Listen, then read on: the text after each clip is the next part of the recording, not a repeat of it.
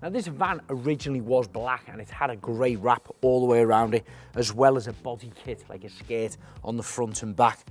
But when you look closely here, this is starting to come loose and I'm worried about it kind of blowing off when I'm going fast on the motorway. Now I've looked down the back of it, there's only a tiny little blob here and here, probably a polymer glue of some sort, maybe a polyurethane or something in there, and it's come away, it's pulled a little bit of the wrap off there. So what I'm going to do is glue it back on, and then hopefully it'll be fixed better and will last longer. I'm going to use my Max Bond for it. Now we have given it a clean out. I gave it a clean yesterday with some wet, hot soapy water down there, got out all the muck, I've dried it off. I've got a big kind of brush like that, just making sure there is no dust or anything on there.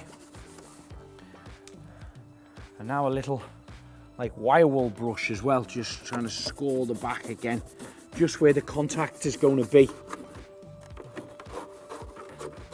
Because I do, of course, need it to bite well.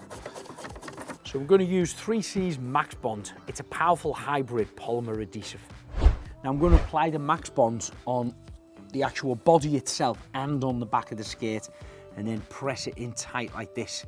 Now the cavity behind this panel is larger at the bottom than it is at the top, so I'm applying a thicker layer of it in the middle where I can get the nozzle down to, and then a thinner line across the top.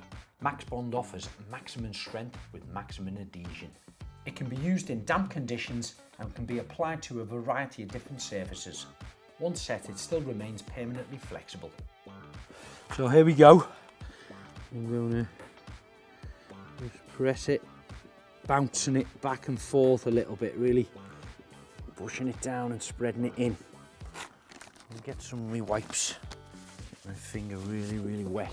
I want to try and push this down inside it now so it doesn't all ooze out. Yeah.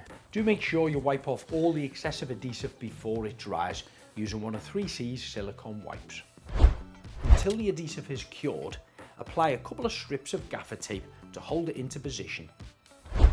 So this has had a couple of hours on it now. I'm going to take the tape off and it's really grabbed well. It's not fully cured at this point, but when it is fully cured, it'll still be relatively flexible, a little tiny bit of movement in it, but just what it needs when you've got obviously different materials bonding onto one another. And that is one job now complete.